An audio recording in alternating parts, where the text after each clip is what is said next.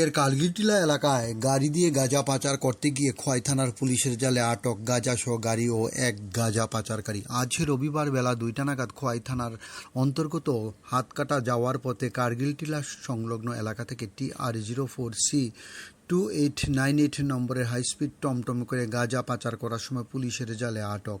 ঘটনার বিবরণে খোয়াই থানার ওসি কৃষ্ণধন সরকার জানান, আজ পুলিশ গোপন খবরের ভিত্তিতে 40 কেজি গাঁজাসহ এক গাঁজা পাচারকারীকে পুলিশ আটক করেন। গাঁজাগুলির কালোবাজারি মূল্য প্রায় 6 লক্ষ টাকা বলে জানিয়েছেন ওসি কৃষ্ণধন সরকার। তবে পুলিশ আরও জানান, গাড়িতে 2 জন থাকলেও একজন পালিয়ে যেতে সক্ষম হয়েছে। তবে বিভিন্ন মহলের বক্তব্য, তাহলে কি গাঁজা পাচারকারীর চক্রের পাণ্ডারা এখন মূল সড়ক ছেড়ে পুলিশের চোখে ধুলো দিয়ে ছোট ছোট গলি রাস্তা ধরে কৌশলে গাঁজা পাচার চালাচ্ছেন?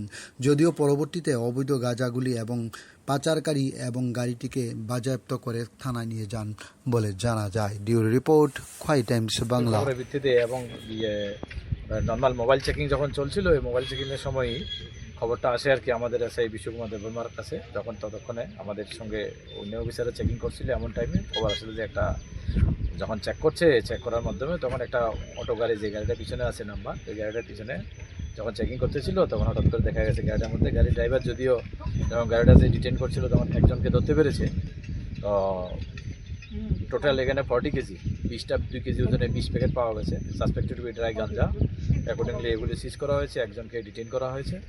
এখন আমাদের ইন্ডিপেন্ডেন্ট উইটনেস এবং অনারেবল এক্সিকিউটিভ ম্যাজিস্ট্রেটের প্রেজেন্সে এবং লোকাল সাক্ষী যারা, তাদের উপস্থিতিতে আমাদের যা ক্রিয়াকর্ম যেগুলি আছে সার্চ এবং সিজার কমপ্লিট করা হয়েছে এবং এই বিগার্ডে একটা NDPS একটা মামলা নেওয়া হবে। স্যার, এই যে বাজেয়াপ্ত করলেন বাজার মূল্য মোর দেন 6 লাখ।